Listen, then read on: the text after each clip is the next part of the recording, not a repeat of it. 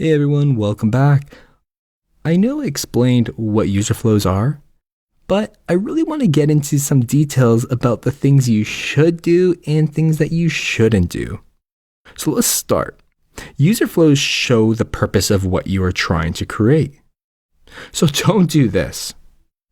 Don't be vague. Vague user flows and names hide potential complexity, and it really doesn't communicate enough information back to the viewer.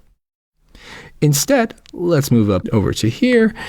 Instead, you should use more descriptive names, like add user payment details in comparison to just profile or something like that. Organize them into also separate flows if you need to. If you have something that's a little bit more complex, by naming your flows, you're able to design from the user's perspective, and you can split goals based off of their goals.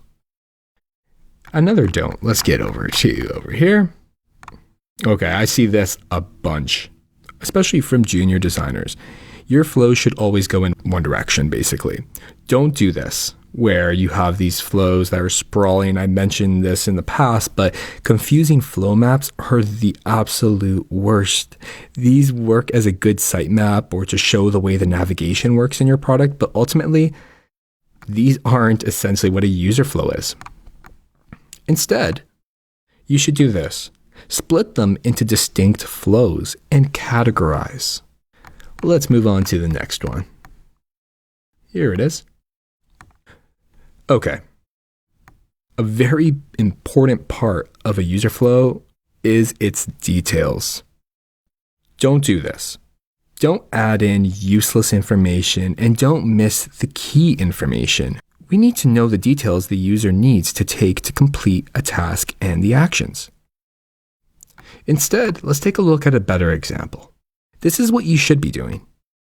Add the right amount of detail outlining each step and goal. This way, anyone can read and understand your flow. So these are the do's and don'ts of creating user flows. If you follow them to a T, you should be good to go.